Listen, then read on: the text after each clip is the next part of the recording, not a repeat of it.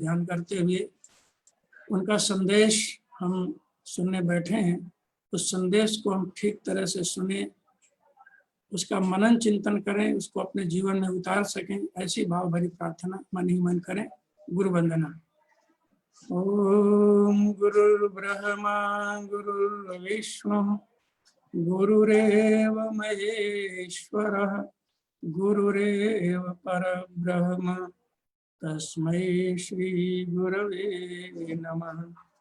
मातृवत् लालयित्री च पितृवत् मार्गदर्शिका नमोस्तु गुरुसत्तायै श्रद्धा प्रज्ञा युता चया श्रद्धा प्रज्ञा युता चया। जैसे कि आपको जानकारी दी गई, दीपावली पर्व का महत्व क्या है और इसकी वैज्ञानिकता क्या है, इस विषय पर हम थोड़ी सी चर्चा करेंगे। और आप सभी लोग ध्यान से सुने, चिंतन मनन करें। इसमें से ऐसी कोई चीज जो आपके काम की हो, अगर मिले तो उसको जीवन में उतारें। गुरुदेव का ये संदेश है। कहने वाले कोई भी हो, लेकिन बात गुरुदेव की ही होती है। उन्हीं से हम लोगों को जो जीवन में ज्ञान का प्रसाद मिला है, हम लोग उसी को बांटते रहते हैं, अपना हमारा कुछ नहीं है। तो यहाँ पर वक्ता का कोई महत्व नहीं है, महत्व सिर्फ पूज्य गुरुदेव का है। पूज्य गुरुदेव कहते थे कि पोस्टमैन का कोई महत्व नहीं होता, किसकी चिट्ठी लेके आया है उसका महत्व होता है। तो ये संदेश के माध्यम से चिट्ठी ही हम आप तक पहुंचा रहे हैं। भारतीय जीवन शैली में, या हम कहें कि भारतीय संस्कृति में पर्वों का बड़ा महत्व है। व्यक्ति, परिवार और समाज मिल करके राष्ट्र या युग बनता है। इन तीनों को सुंदर और सुंदरतम बनाने की जो विधा ऋषियों ने विकसित की थी, उसमें व्यक्ति निर्माण के लिए साधना, स्वाध्याय, संयम ये सूत्र थे। परिवार निर्माण के लिए संस्कारों की परंपरा, अभिनव परंपरा, आप जानते हैं, गर्भाधान से लेकर के और मरणोत्तर संस्कार तक विभिन्न संस्कार जो होते हैं, ये व्यक्ति निर्माण भी, व्यक्तित्व का निर्माण भी और परिवार का निर्माण भी, और समूचे समाज को अभिनव दिशा देने के उद्देश्य से हमारे देश में या हमारी संस्कृति में पर्वों का प्रचलन ऋषियों ने किया। आप देखें, संसार में किसी भी वर्ग में इतने पर्व त्योहार नहीं होते जितने हमारी भारतीय संस्कृति में हैं। कोई ऐसा मौसम ऐसा नहीं जाता, कोई ऐसा महीना नहीं जाता, हम कहेंगे शायद कोई ऐसा सप्ताह नहीं जाता होगा जिसमें कोई न कोई त्योहार ना हो, कोई न कोई पर्व ना हो। और हर पर्व के पीछे एक उल्लास, एक आनंद, एक नवीनता, क्योंकि आदमी काम करे, कमाए खाए, कमाए खाए, मशीन हो जाता, यंत्रवत। हमारे यहाँ जीवन को आनंदमय बनाया था। कमाना, खाना, परिवार पालना सब ठीक है, लेकिन जीवन में उल्लास विकसित होता रहे, कहीं आदमी उदासीन न हो जाए, कहीं दुखी न हो जाए, कहीं शिथिल न हो जाए, कहीं एकाकी न हो जाए। इसलिए पर्वों का महत्व था कि सब मिलजुल करके पर्व मनाएं, अच्छे अच्छे वस्त्र पहने, अच्छा दैनिक दिनचर्या से हट करके अच्छे कपड़े पहने, अच्छे वस्त्र पहने, अच्छा भोजन करें, आपस में मिलें जुलें और एक दूसरे के सुख दुख पूछें, बधाई दें, सहयोग करें। ये पर्वों का एक प्रभाव था। तो परिवार, समाज और व्यक्ति और राष्ट्र के निर्माण में, संस्कृति के निर्माण में पर्वों का बड़ा महत्व था। उन पर्वों में दीपावली पर्व भी एक है, बहुत महत्वपूर्ण पर्व है। अगर हम इस पर यह देखें कि ये इसका शुभारंभ कहाँ से हुआ, तो रामायण के कथानक के अनुसार भगवान श्री राम का राज्याभिषेक जब हुआ तो उस दिन दीपावली अयोध्या में मनाई गई थी। इसकी भी बड़ी प्रेरणादायक घटना है, बड़ी हृदय स्पर्शी घटना है कि जिस दिन भगवान श्री राम का राज्याभिषेक होने वाला था, उस दिन सारी व्यवस्था भरत जी को दी गई थी, क्योंकि लक्ष्मण जी तो श्री राम जी के साथ ही रहे, बहुत सेवा किया। भरत जी लक्ष्मण से बड़े थे, उनको लगा हमें भी कुछ करें, तो ये दायित्व तो व्यवस्था को उनको दिया गया। अब व्यवस्थाएं में लगे थे वो, तभी उनको एक बात ध्यान में आई कि आज तो हमारे भैया का राज्याभिषेक है और सूर्य अस्त हो जाएगा तो अंधेरा हो जाएगा, तो क्यों ना हम सूर्य भगवान से प्रार्थना करें, क्योंकि सूर्य तो हमारे वंश हैं, हम सूर्यवंशी हैं, हमारे पूर्वज हैं, मुनि के अंश हैं। तो हम सूर्य भगवान से प्रार्थना करें कि आज वो अस्त ना हो, प्रकाश रहे। तो सूर्य भगवान से उन्होंने प्रार्थना किया। हमारे सामने भी स्क्रीन पर सविता देवता सूर्य देव दिख रहे हैं। तो सूर्य भगवान से प्रार्थना की, हे सूर्य नारायण, हम आपके ही वंशज हैं, हमारे भैया श्री राम का राज्याभिषेक है, आज आप अस्त ना हो। तो सूर्य भगवान ने उनकी प्रार्थना सुनी और कहा, भाई भरत जी, आपकी बात ठीक है और हमें भी अच्छा लग रहा है, लेकिन हम तो नियम से बंधे हैं, परमात्मा ने हमको नियम में बांधा है, तो हम तो अपने समय पर अस्त होंगे, हम ऐसा नहीं कर सकते, आपकी प्रार्थना हम स्वीकार नहीं कर सकते। भरत जी थोड़ा उदास हुए। फिर अचानक ध्यान आया कि चलो सूर्य नहीं तो चंद्रमा से प्रार्थना करते हैं, चंद्रमा ही अगर पूर्णिमा की तरह प्रकाश फैला दे तो उजाला रहेगा, प्रकाश रहेगा, शीतल प्रकाश होगा। तो चंद्रमा से प्रार्थना किया।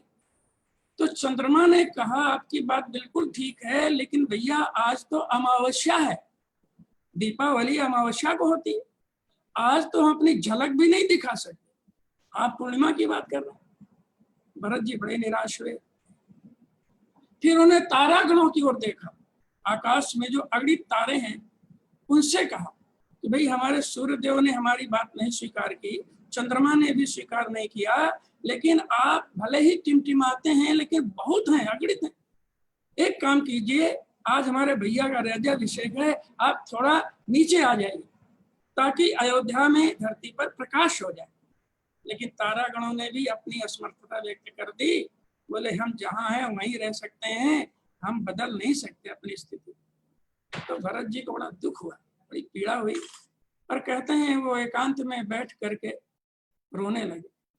उनके आंखों से झरझर आंसू बहने लगे और वो आंसू जो जमीन पर गिरे, मिट्टी में गिरे, तो मिट्टी गीली होने लगी और उस मिट्टी से एक आवाज आई कि भरत, तुमने अभी बड़े बड़े लोगों की ओर देखा है, वो अपने नियम में बंधे होंगे, उनकी विवशता मजबूरी होगी, लेकिन हम तो पैरों से कुचले जलने वाली मिट्टी हैं। आपने अपने आंसुओं से हमको भिगो दिया, हम धन्य हो गए। अब एक काम कीजिए, हमारे छोटे छोटे दिए बनाइए, उनको पका दीजिए, आग में हम तप जाएंगे, मजबूत हो जाएंगे, और थोड़ा सा घी या एक बत्ती बना के रख दीजिए और आग लगा दीजिए। हम भले छोटे हैं, हमारी सामर्थ्य बहुत छोटी है, लेकिन हम जलेंगे और प्रकाश फैलाएंगे, रोशनी फैलाएंगे, हम बहुत हैं। अब जहां जहां रख देंगे, सूर्य का प्रकाश तो कोनों में नहीं पहुंच पाता, कोठरी में गुफाओं में नहीं पहुंच पाता, चंद्रमा का प्रकाश भी हर जगह नहीं पहुंच पाता, लेकिन हम छोटे दिए हर कोने कोने में प्रकाश पहुंचाएंगे, आप केवल हमको सजा दी। और कहते हैं भरत जी की ये बात समझ में आई और उन्होंने दीपक बनाए, जलवाए, और अमावस्या की रात जगमग जगमग हो गई। ये एक रामायण का प्रमाण है। तब से हमारे देश में, हमारी संस्कृति को मानने वाले, प्रभु श्री राम को मानने वाले दीपावली पर्व दीपक जला के मनाते चले आ रहे। अब इसमें एक चीज बड़ी महत्वपूर्ण है कि कई महत्वपूर्ण कार्यों को करने के लिए जो सामर्थ्यवान व्यक्ति हैं वो सामने नहीं आ पाते, छोटे लोग आते हैं। भगवान राम का साथ भी राजाओं महाराजाओं ने, सेना ने नहीं दिया था, ऋषिमन और सब जानते हैं। भगवान कृष्ण का साथ भी ग्वाल बालों ने दिया था, और गांधी जी का साथ भी देश की आजादी की लड़ाई में भी बड़े सामर्थ्य खड़े नहीं हुए थे। वो तो अंग्रेजों की ओर खुशामद कर रहे थे और राय साहब को फलाने बड़े बड़े अपने वो ले रहे थे और अय्याशी कर रहे थे, मौज कर रहे थे। और जो लड़ने वाले थे देशभक्त क्रांतिकारी, उनका मजाक और बनाते थे, कहते थे शिरफिरे हैं, ये पागल हैं, जिनके राज्य में सूर्य अस्त नहीं होता उनसे लड़ेंगे, आजादी के लिए लड़ाई लड़ेंगे। लेकिन पूज्य गुरुदेव कहते थे उन्हीं शिरफिरों ने उस ब्रिटिश हुकूमत को 7 समुंदर पार उखाड़ के फेंक दिया जिसके राज्य में सूर्य अस्त नहीं होता था। किन्ने छोटे छोटे लोगों ने। और युग ऋषि परम पूज्य गुरुदेव ने युग निर्माण का जो संकल्प लिया, मनुष्य में देवत्व को दे करके हम धरती को स्वर्ग बनाएंगे, कलयुग को गुरुदेव ने नोटिस भेज दिया, लिख दिया, कलयुग के विनाश की उल्टी गिनती प्रारंभ हो चुकी है, अब ये मरने ही वाला है और सतयुग का आगमन सुनिश्चित। क्रांति धर्मी जो साहित्य है, गुरुदेव की 20 पुस्तकें, उनको पढ़ें आप जरा। 21वीं सदी गंगा अवतरण, परिवर्तन के महान क्षण, समस्याएं आज की समाधान कल के, आज इनको पुस्तकों पढ़िए। नवयुग का मत्स्यावतार, स्पष्ट, अभी हमारा वो विषय नहीं है, स्पष्ट रूप से गुरुदेव ने लिख दिया है कि युग बदलेगा, सुनिश्चित बदलेगा, कैसे बदले, सारी रूपरेखा प्रस्तुत कर दी। तो गुरुदेव ने जो ये आंदोलन चलाया है विश्वव्यापी, उसमें कैसे लोग जुड़े हैं और कैसे लोग काम कर रहे हैं, इसके प्रमाण आप दिए कि बहुत सामर्थ्यवान व्यक्ति, बड़े बड़े नेता, बड़े बड़े अभिनेता, बड़े बड़े सुपरस्टार खिलाड़ी, बड़े बड़े उद्योगपति, बड़े बड़े पूंजीपति, प्रभावशाली व्यक्ति कहाँ हैं हम नहीं समझते, साथ अंगुलियों में गुनने वाले कुछ हो तो हो। कैसे लोग जुड़े हैं, बिल्कुल रिच बानर जैसे लगते, छोटे छोटे लोग। हमको तो 36 साल हो गए भारत का दौरा करते, हम नहीं समझते कि शायद ही कोई जगह छूटी हो जहां हमने कार्यक्रम नहीं किए। और पंचकुंडी, 9 कुंडी यज्ञों से लेकर के अश्वमेध यज्ञ तक तो हमने देखा है लोगों के उमंग, लोगों का जोश, लोगों का जुनून, लोगों का पागलपन हमने आंखों से देखा है कि किस तरह से काम करते हैं। न उनको भूख लगती है, न उनको प्यास लगती है, न उनको थकान आती है, न उनको सर्दी लगती है, न उनको गर्मी लगती है। मैंने आंखों से देखा है, मैं सच कह रहा हूँ, दिल की बात। कई बार लगता है इनके पैर छुए हम कि गुरुदेव के लिए इस तरह से समर्पित है। इससे गरीब लोग, मैं आपको बताऊं, हम रसीद देते हैं, जो कोई पैसा देता है, कई बार हमको पैसा लेने में संकोच लगता है। हम कहते हैं भैया आप मत दो, क्योंकि वो पैसा दे रहा, हम देख रहे हैं कि फटे कपड़े पहने, उसकी बनियान एकदम फटी है और वो 101 रुपया दे रहा है कि रसीद काट दो। तो दर्द होता है ऐसे आदमी से पैसा लेने में, लेकिन कहता है नहीं, हमको गुरुजी के लिए देना है। तो ये छोटे छोटे व्यक्ति, ये दीपक, ये संदेश देते हैं कि भले हम छोटे हैं, एक सीमित दायरे में हम रोशनी कर सकते हैं, लेकिन हम जहां रहेंगे वहां रोशनी करें, कहते हैं। और दीपक किसी की ओर देखता नहीं है कि कोई और कर रहा है कि नहीं कर रहा है, वो खुद जलता है। चारों ओर तिमिर होता है। एक गीत की एक पंक्ति है, पूरा गीत तो हमें याद नहीं है, एक ही लाइन हम आपको सुनाएंगे, बहुत पहले अखंड ज्योति में छपा था। चारों ओर तिमिर होता है, एकाकी जलती है बाती, मैं क्यों जलूं अकेले, ऐसा भेदभाव मन में कब लाती। दीपक कोई सोचता नहीं कि कोई और कर रहा है कि नहीं कर रहा है, हमको जलना है और रोशनी फैलाना है। जहां रख दो, दीपक कहता है महल में रख दो वहां रोशनी करेंगे, और झोपड़ी में रख दो वहां रोशनी करेंगे, और जंगल में रख दो वहां रोशनी करेंगे। अरे हमें जलना है, रोशनी करना है, कहीं भी रख दो हम जलेंगे और रोशनी फैलाएंगे। ये संकल्प, ये दीपक हमें प्रेरणा देता है कि जब दीपक इतनी हिम्मत कर सकता है तो हम तो इंसान हैं, परमपिता परमात्मा के वरिष्ठ पुत्र राजकुमार हैं, और हमारे अंदर तो बड़ी सामर्थ्य है। हम क्या नहीं कर सकते, हम बहुत कुछ कर सकते हैं। तो एक प्रेरणा तो दीपावली पर्व से ये मिलती है। दूसरी चीज एक और है कि दीपक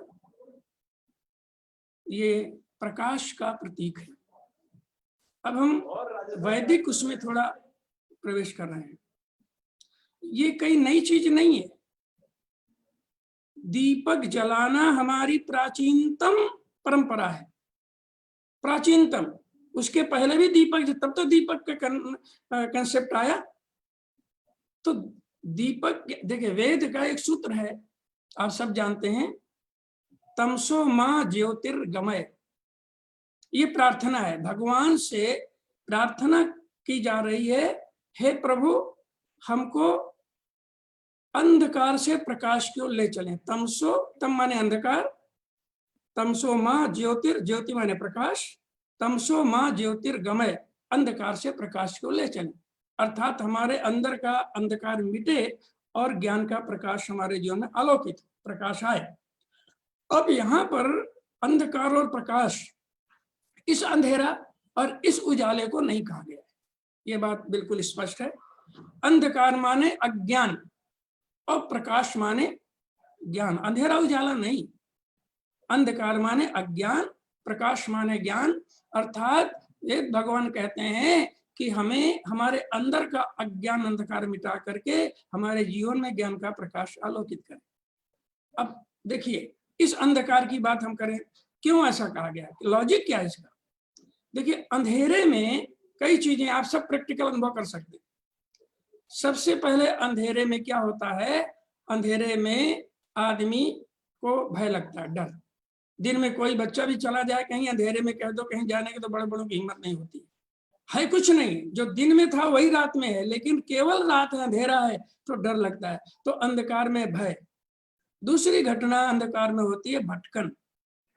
अंधेरे में आदमी भटक जाता है, जाना कहीं चल देता है कहीं, दिन में नहीं भटकेगा। तीसरा भ्रम। भ्रम, रस्सी का सांप है, रस्सी है कि सांप, झाड़ी है कि भूत, ये भ्रम, ये अंधेरे में होता है, उजाले में नहीं होता। कई बार देखा हमने बचपन में, शायद आपके जीवन में हुआ, कहीं से रामलीला देख के लौट रहे हैं, कहीं से लौट रहे हैं और रस्सी पड़ी है, एकदम लोग रुक गए, सांप। अब हिम्मत नहीं हो रही, सांप है कि रस्सी है, भ्रम है। एक कोई पीछे आया, टार्च है, मारा टार्च, अरे रस्सी है। तो रोशनी आई तो भ्रम मिट गया, रोशनी नहीं थी तो रस्सी सांप दिख रही थी, झाड़ी भूत दिख रहा था। तो भ्रम, भय, भटकन, भ्रम, ये कहाँ होते हैं? अंधेरे में। और एक चीज होती है अंधेरे में, अंधेरे में ही अराजक तत्व, चोर उचक्के डाकू अपराधी, ये अंधेरे में सक्रिय होते हैं, बाहर निकलते हैं। हिंसक प्राणी, शेर चीते, आज तो नहीं है लेकिन कभी रहे होंगे, ये जंगली जानवर, सांप बिच्छू, हानि पहुंचाने वाले प्राणी, ये अंधेरे में ही निकलते हैं, रात दिन में नहीं होते हैं। तो ये चार चीजें इस अंधकार में है। अब ध्यान दीजिए, जिसके जीवन में अज्ञान का अंधकार छा जाता है, उसके जीवन में ये चारों चीजें होती, वो भयभीत रहता है, अकारण भय से ग्रसित रहता है, कोई बात नहीं फिर भी वो डरता रहता है, कुछ हो ना जाए, कुछ हो ना जाए, कुछ हो ना जाए। अज्ञान है। ज्ञान का प्रकाश जिसके जीवन में होता है उसको भय नहीं होता। कहते हैं, एक छोटे से संस्मरण है कि एक नाव में बहुत लोग बैठे थे, नदी पार कर रहे थे, उसमें एक महात्मा जी बैठे थे। नाव बीच धार में जा करके ऐसा डगमगाने लगी कि लगा डूबेगी। तो सब चिल्लाने लगे, सब हाहाकार करने लगे, रोने पीटने लगे, किसी को बीबी याद आए, किसी को बच्चे याद आए, किसी को घर याद आए, किसी को कुछ कुछ। और महात्मा जी ताली बजा बजा करके भगवान का भजन करने लगे, मस्त। लेकिन नाव डूबी नहीं, किनारे पहुंच गई। सब लोगों ने राहत की सांस ली, महात्मा जी उतरे। तो किसी ने कहा, स्वामी जी ये नाव डूबने वाली थी, हाहाकार था, मौत दिख रही थी, अब आपको डर नहीं लग रहा था? तो महात्मा जी ने एक शेर पढ़ी, सुनिए, डूबने का खौफ अगर हमको हो तो खाक हो। खौफ कहते हैं भय को, और खाक कहते हैं बेकार। कि डूबने का खौफ अगर हमको हो तो खाक हो। क्यों?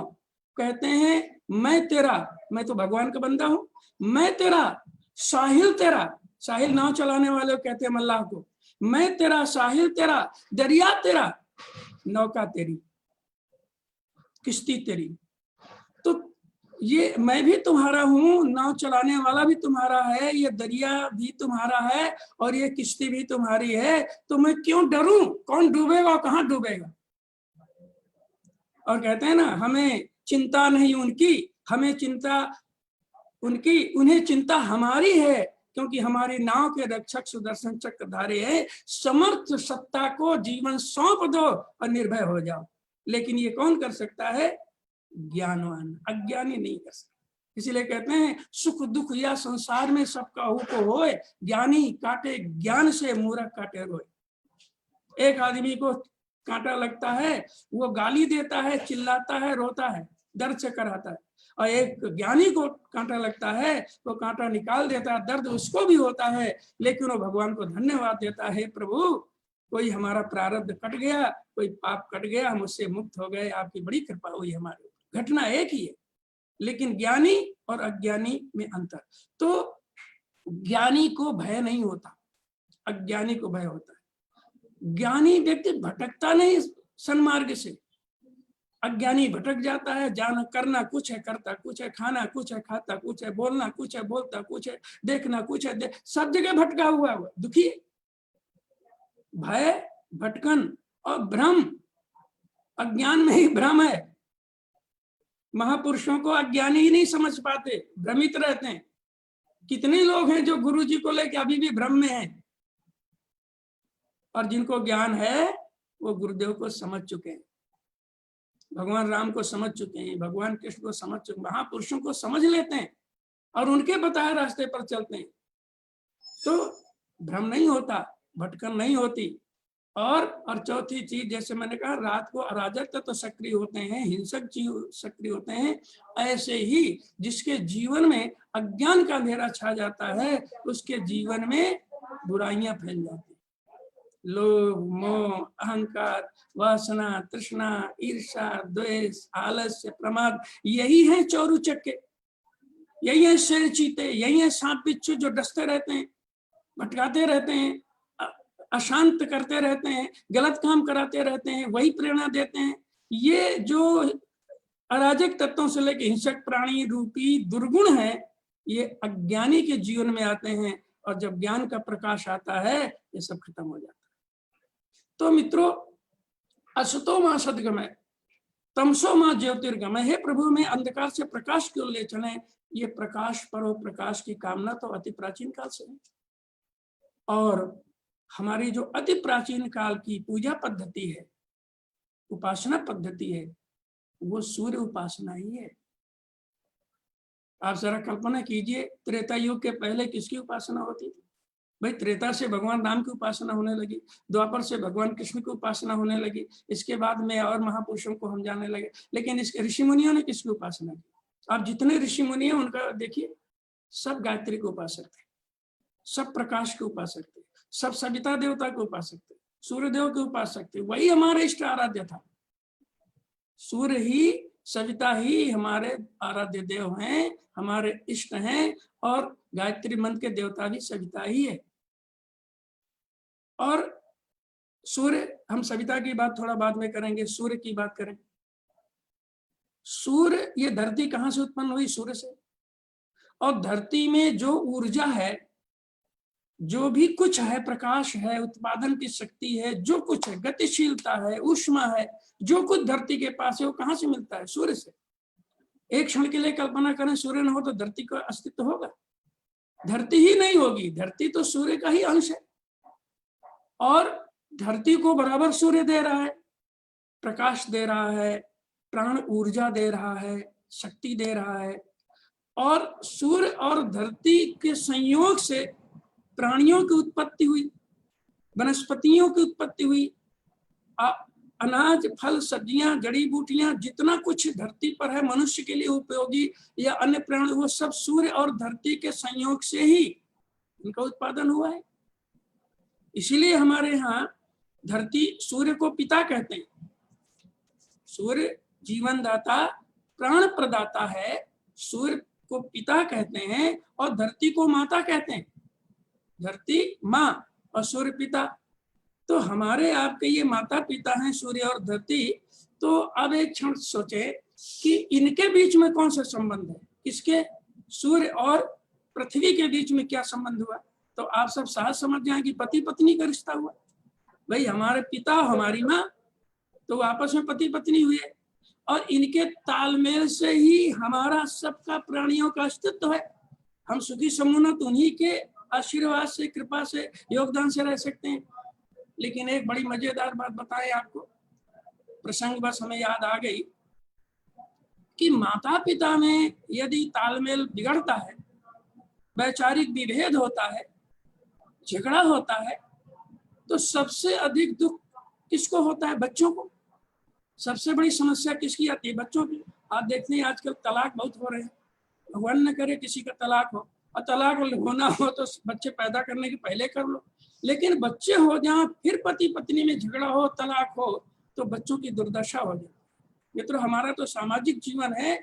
हमारे सामने कितने लड़के, माने वयस्क 20 साल 25 साल 22 साल लड़कियां रोती हैं, रोई है हमारे सामने कि हमारे मम्मी पापा में बहुत झगड़ा होता है और हमारा क्या हो। तो पति पत्नी में जब विवाद होता है, झगड़ा होता है या तलाक होता है, तो बच्चों को भुगतना पड़ता है। और मैं एक रहस्य की बात बताऊंगा आपको कि हमारी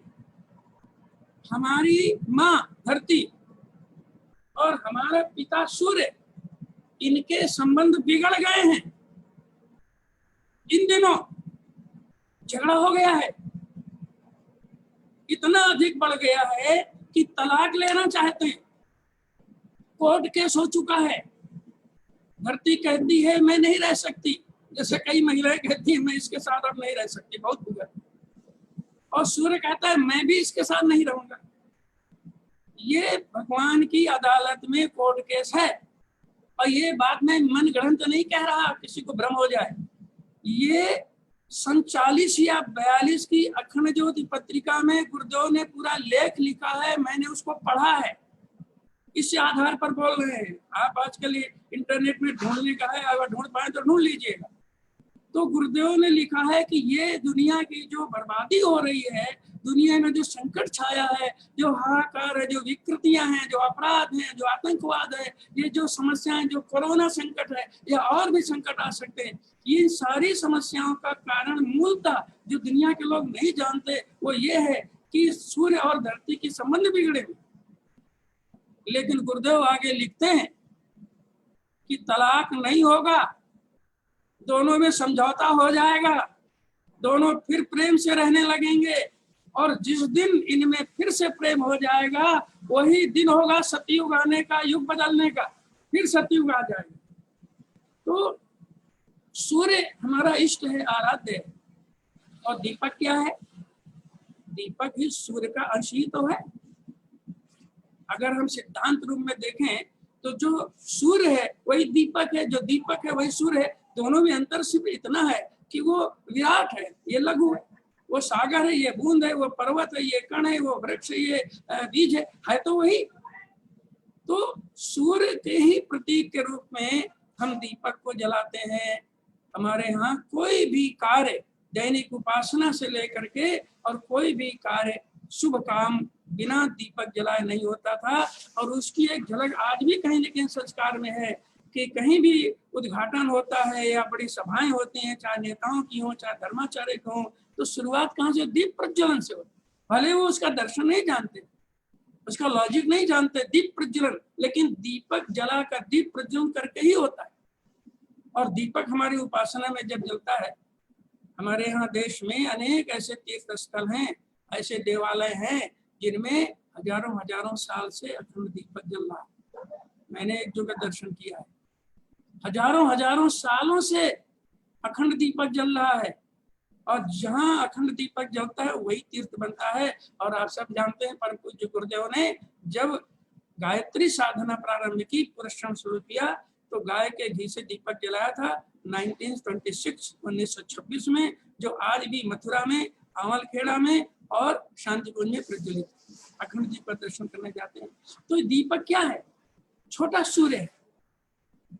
और सूर्य की उपासना ये सब तमसो मा ज्योतिर्गमय, अंधकार से प्रकाश को ले चलिए। सूर्य निकलता है, अंधकार समाप्त हो जाता है, प्रकाश होता है, पक्षी चहचहाने लगते हैं, कमल दल खिल जाते हैं, शीतल मंद सुगंध हवा बहने लगती है, लोग सक्रिय होकर काम करने लगते हैं। एक एनर्जी, एक ऊर्जा का संचार जन जन के जीवन में होता है। अब देखिए छोटे बच्चे, अबोध बच्चे, ये सुबह कभी नहीं सोते, भले माँ बाप उनको जबरदस्ती सुला दें, वो सुबह किलकारी मारते हैं, क्योंकि एक ऐसी ऊर्जा, एक ऐसी एनर्जी होती है जिसके लिए बुजुर्ग लोग कहते थे कि हर रात के चौथे पहर में एक दौलत लुटती रहती है, जो सोवत है सो खोवत है, जो जागत है सो पावत है। वो क्या है? वो एक पॉजिटिव एनर्जी, एक स्पिरिचुअल पावर, स्पिरिचुअल एनर्जी, एक आध्यात्मिक शक्ति जो सूर्य बिखेरता है, वो लेते हैं। तो वही सूर्य का प्रतीक हम उपासना में दीपक जलाते हैं और दीपक में प्रकाश का ध्यान करते हैं। उस ऊर्जा को हम दीपक के माध्यम से ग्रहण करते हैं। और अगर गायत्री मंत्र जप रहे हैं, वैसे तो परमात्मा प्रकाश पुंज ही है। गुरुदेव ने एक जगह लिखा है कि निराकार है, ब्रह्म निराकार है, ईश्वर निराकार है। लेकिन अगर उसको कभी साकार रूप में अनुभव करना हो तो कैसे करें? तो गुरुदेव लिखते हैं प्रकाश के रूप में ही उसको साकार रूप देखा जाता, और कोई तरीका है नहीं उसके देखने का। प्रकाश पुंज, कितना प्रकाश? तो शास्त्रों में वर्णन है कोटि सूर्य समप्रभ। कोटि सूर्य माने करोड़ों सूर्यों का, कोटि माने। और एक बात बता दें, शास्त्रों में जहां कहीं सहस्त्र शब्द का प्रयोग हुआ है उसका अर्थ 1000 बिल्कुल नहीं है, 10 100 नहीं, 1000 नहीं, गिनती वाला 1000 नहीं। सहस्त्र माने अनंत, और कोटि शब्द का प्रयोग भी जहां है उसका अर्थ 1 करोड़ बिल्कुल नहीं है, उसका भी अर्थ है अनंत। तो कोटि सूर्य समप्रभ का अर्थ हुआ करोड़ों माने अनंत सूर्यों का प्रकाश जहां एक जगह इकट्ठा कर दिया जाए, उतना प्रकाश किसमें है? उस परमपिता परमात्मा। तो जो लोग भी इस आराधना करते, विधि कुछ भी हो, नाम जपें, कोई और मंत्र जपें, पाठ करें, पूजा करें, कुछ भी करें, लेकिन आराधना तो उसी प्रकाश पुंज कोटि सूर्य समप्रभ प्रकाश पुंज परमात्मा ही करते हैं। और वही प्रकाश जीवन में आता है, और वो ज्ञान का प्रकाश जब जिसके जीवन में अलौकिक हो जाता है, वो भी साधारण से असाधारण बन जाता है, सामान्य से असामान्य बन जाता है, ब्रह्मज्ञानी हो जाता है, परम ज्ञानी हो जाता है, आत्मबोध हो जाता है, तत्व बोध हो जाता है। और गायत्री मंत्र वैसे किसी भी मंत्र उसी प्रकाश का हम ध्यान करते हैं।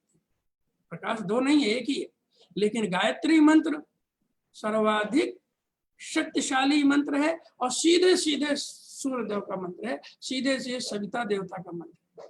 और सविता की बात भी थोड़ी सी हम कर दें, ये सूर्य सविता नहीं है, सविता का प्रतिनिधि। सविता देखिए, ब्रह्मांड में कितने सूर्य हैं?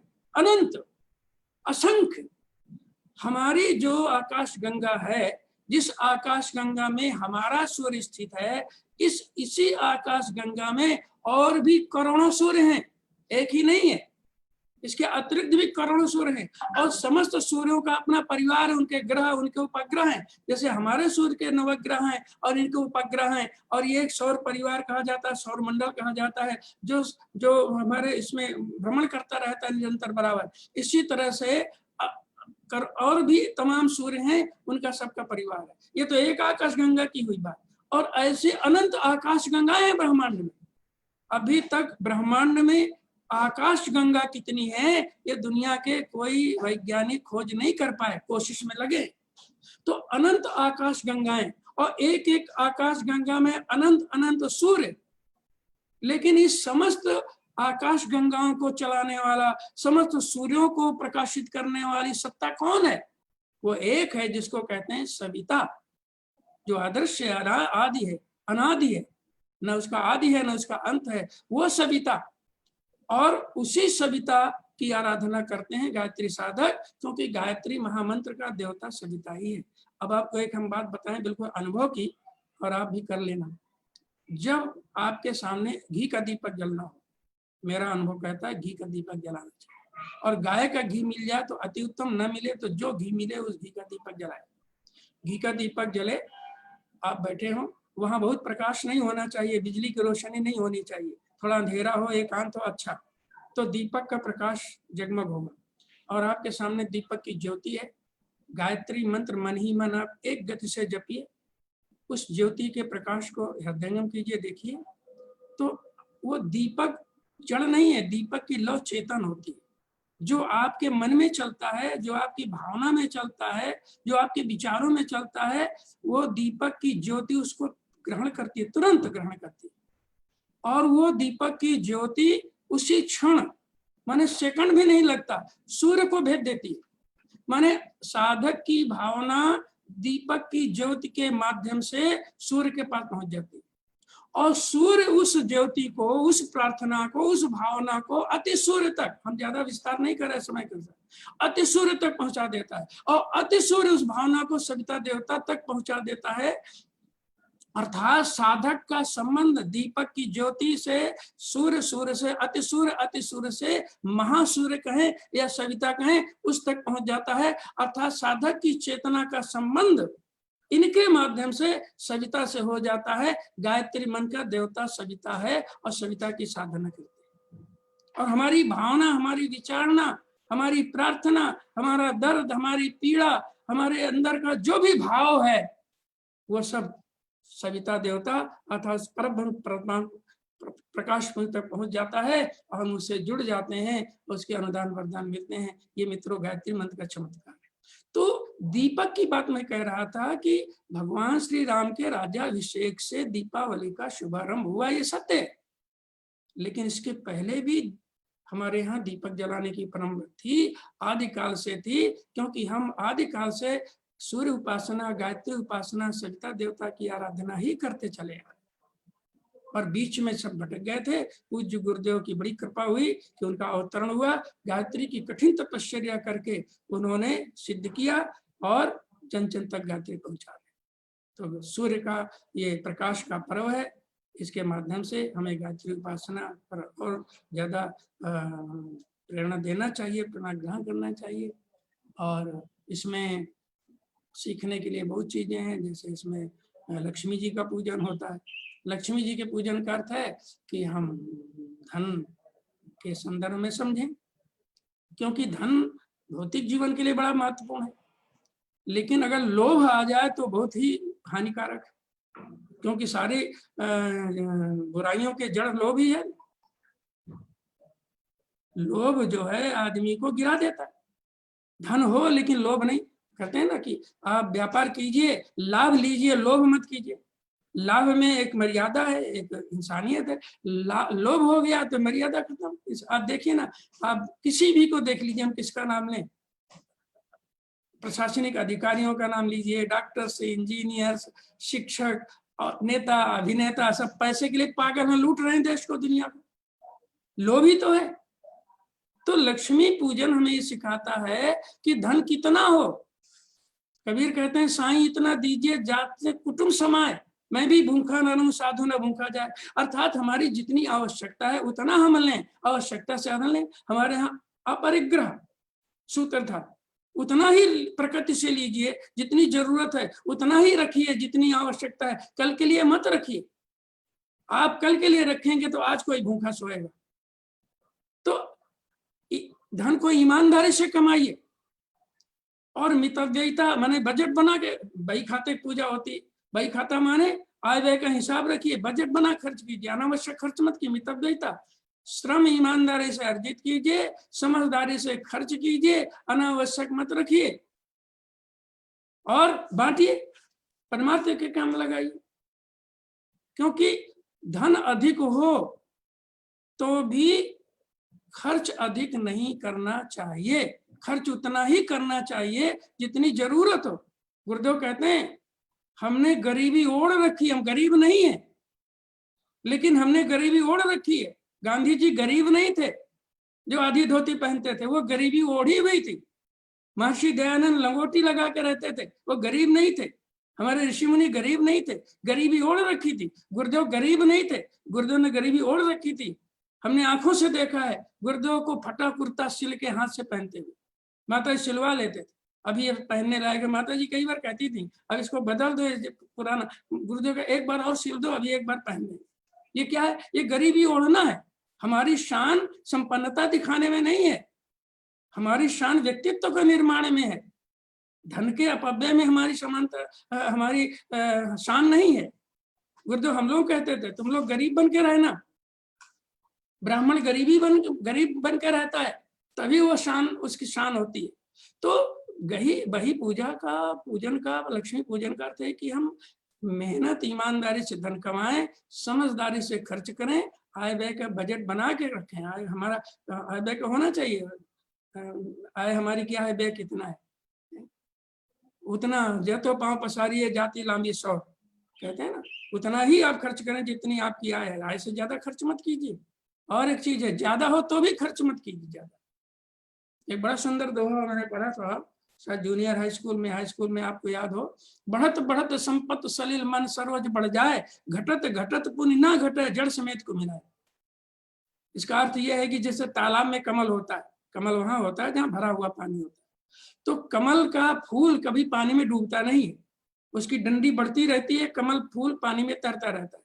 तो अगर ऐसे सरोवर में, तालाब में जिसमें कमल के फूल खिले हुए हैं, कोई पानी भरना शुरू कर दे, तो जिस तेजी से पानी का स्तर बढ़ेगा, वाटर लेवल बढ़ेगा, उसी तेजी से कमल की डंडी भी बढ़ने लगेगी, कमल का फूल नहीं डूबेगा, ऊपर ही रहेगा। लेकिन अगर पानी घटे, वाटर लेवल घटे, तो डंडी छोटी नहीं हो पाती, वो फिर हवा में रहती है, सूख जाती है। अर्थात पानी जल स्तर बढ़ने पर कमल की डंडी बढ़ जाती है, लेकिन जल स्तर घटने पर कमल की डंडी छोटी नहीं हो पाती और कमल फूल सूख जाता है। अर्थात ये समझाया कि धन अधिक बढ़ने पर आदमी के खर्चे बढ़ जाते हैं। कम आमदनी में वो साधारण रह रहा है, लेकिन आमदनी बढ़ जाए तो खर्चे बढ़ जाएंगे, लेकिन आमदनी कम हो जाए तो खर्चे कम नहीं हो पाते। इसलिए ऐसा ही जीवन होना चाहिए, धन अधिक हो तो भी हमें खर्चे साधारण करना चाहिए, साधारण। गांधी जी कहते थे हम गरीब देश के नागरिक, हमें गरीबी में रहना चाहिए, हमें रईसत दिखाने कोई अधिकार नहीं। अगर ये चिंतन आए तो आज समाज में परिवर्तन आ जाए। तो बहुत सारी प्रेरणाएं हमें दीपावली पर्व से मिलती हैं, हमें उसको समझना चाहिए, उसको करना चाहिए और जीवन में सीखना चाहिए, उतारना चाहिए। मेरी समझ में समय हो गया है, तो बहुत कुछ है, मुझसे जितना बना मैंने आपके सामने प्रस्तुत कर दिया। और जैसे कि हमको, अच्छा अभी 5 मिनट और है, तो दीपावली, लेकिन अब इसमें देखिए, अब जो हमने आपके सामने रखा, अभी और भी बहुत चीजें हैं, लेकिन हम कहते हैं जितना हमने रखा ये तो वो चीजें हैं ज्ञान की। लेकिन आज देखिए, आज हमारा पर्व कहाँ है? अब ये जो आतिशबाजी हो गई, बारूद उड़ाना, पटाखे छुड़ाना, ये कहीं हमारे पर्व से जुड़ा हुआ नहीं। और शायद हमारी उम्र के आप में से कोई होंगे, उनको याद हो, हमारे बचपन में हम लोग जानते नहीं थे पटाखा क्या होता है।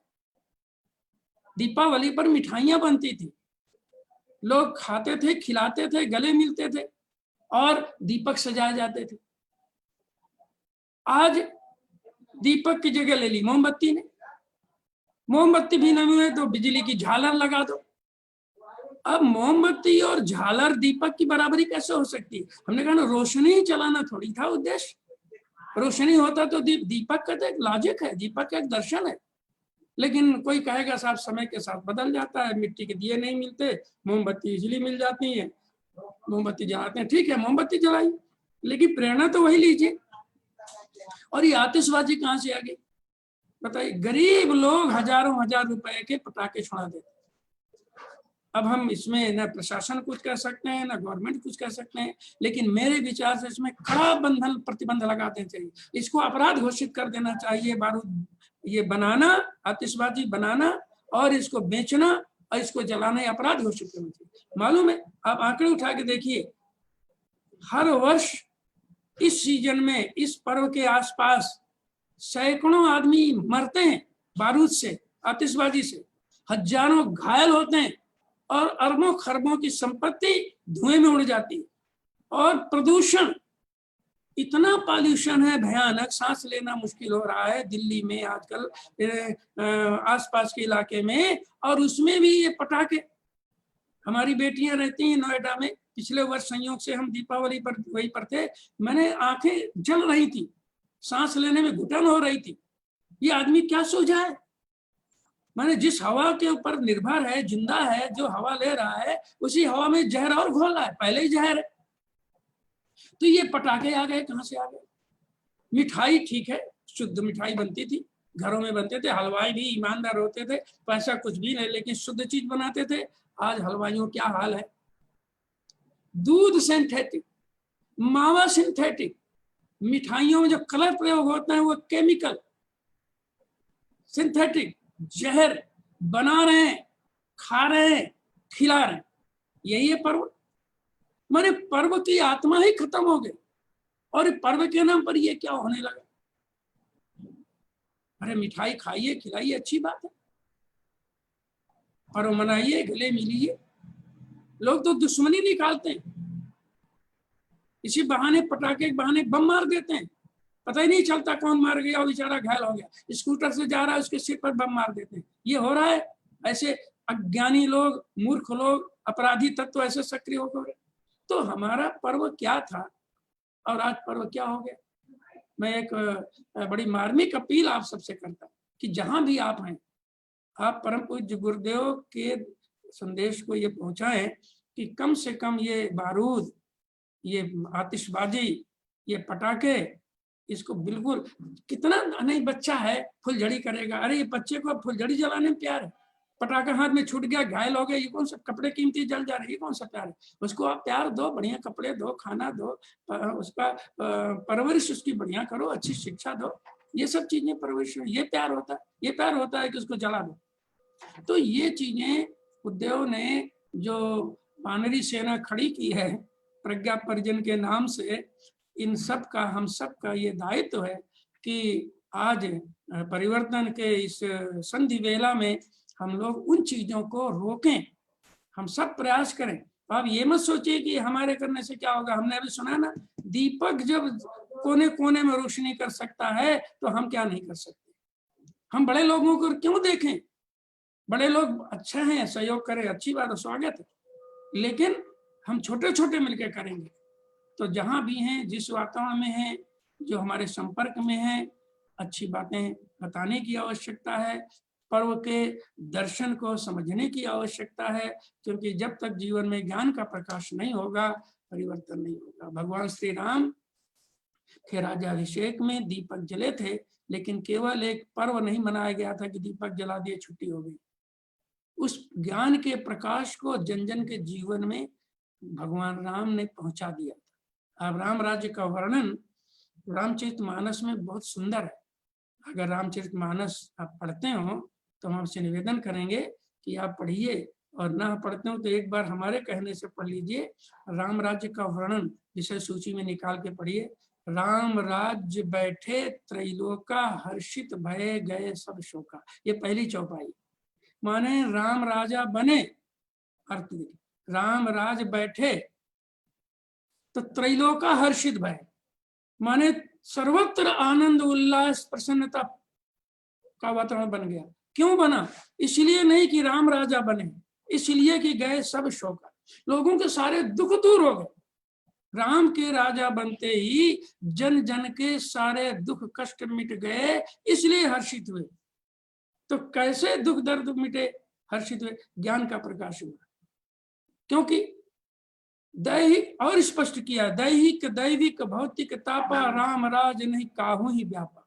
माने शारीरिक, दैहिक, दैविक और भौतिक, तीन प्रकार के ही कष्ट होते हैं। शारीरिक, प्राकृतिक आपदा और गरीबी, धन की कमी या और चीजें। तो राम के राज्य में किसी को भी तीन में कोई कष्ट नहीं था। दैहिक दैविक भौतिक तापा, राम राज नहीं काहू ही व्यापा। और इतना प्रेम बढ़ गया था कि सब नर कर ही परस्पर प्रीति। माने ये नहीं कि कोई जाति वंश की बात हो, नहीं, हिंदू हिंदू प्रेम करेंगे और मुसलमान से प्रेम करेंगे, ईसाई ईसाई प्रेम करेंगे और एक दूसरे से लड़ेंगे, नहीं, सब नर कर ही परस्पर प्रीति। चला ही स्वधर्म निरत श्रुति नीति। कौन से रास्ते पर चलते हैं? जो वेद का मार्ग है, जो ऋषियों का बताया मार्ग है, श्रुति नीति, माने वेद नीति, वैदिक मार्ग पर चले श्रुति नीति। तब अल्प मृत्यु नहीं कौन पीरा, सब सुंदर सब गुरु शरीर, नहीं दरिद्र को दुखी न दीना, नहीं को अबुध लक्षण ही ना, और प्रकृति इतनी सुंदर थी, फूल ही फल ही सदा तरुकान। तो भगवान राम ने केवल असुरों का संहार नहीं किया था, केवल दीपावली नहीं मनाई थी, बल्कि एक शब्द सुसंस्कृत समाज की संरचना की थी। एक नेव का सूत्र प्राप्त हुआ था, असुरता मिट गई थी और देवत्व का कण कण में विस्तार हो गया था। यही गुरुदेव का संकल्प है, मनुष्य में देवत्व को। तो पर्वों के माध्यम से, त्योहारों के माध्यम से, गुरुदेव के साहित्य के माध्यम से और ऋषि मुनियों के ज्ञान के माध्यम से हम सबको जागरूक होना चाहिए, ज्ञान पिपासु होना चाहिए। हम सब ज्ञान के प्रति जागरूक बने, ज्ञान को ग्रहण करें और उस ज्ञान को अपने जीवन में उतारें, दूसरों तक पहुंचाएं, जन जन के अंदर ज्ञान का प्रकाश आलोकित हो, एक सभ्य समाज की संरचना हो, युग परिवर्तन हो, मनुष्य में देवत्व जगे, धरती स्वर्ग बने, गुरुदेव का सपना साकार हो, ऐसी आपकी आवश्यकता है, हम सबका दायित्व है। आप सब गुरुदेव के इस काम को करेंगे, हमें विश्वास है। आप सबको बहुत बहुत बधाई, बहुत बहुत धन्यवाद। बहुत बहुत